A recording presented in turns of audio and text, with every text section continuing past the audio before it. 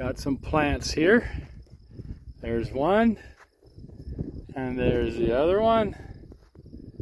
I've kind of pushed out the main stem, and I guess some people wonder, how do you find the main stem on a canola plant?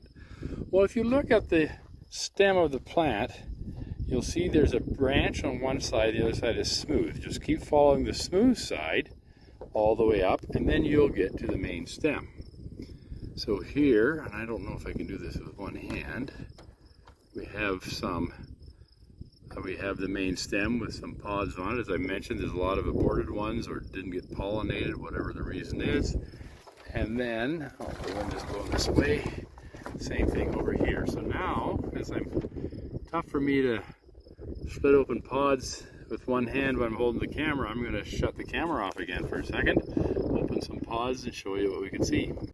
So, I've opened up a pod here. As you can tell, they're so ripe, actually the seeds are starting to pop out as I open the pod. So this one's about halfway up the stem, getting some pretty good seed color change on those seeds that stayed in the pod there. They're getting pretty dark. Okay, just give me a second. I'm going to try to open this one.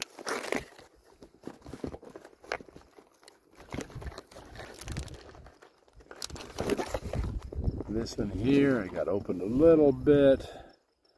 I need 3 hands. But we're seeing very little seed color change, as you can tell, on these. So I estimate on this plant probably around 50%, simply because it's halfway up the plant. Got another one over here, and I think this is, I gotta find the main stem again. Okay, smooth side. Smooth side, this is the main stem. Now I don't think this is a very good example because we've got some issues with some pods drying out and everything else. So, but anyways, we'll crack that one. A couple of these open here. Hold on a moment.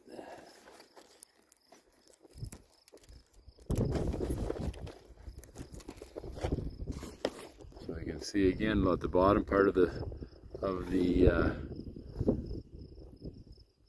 plant, this pod, the seeds are turning nice and brown. And we'll check the middle to top. That pod came off completely.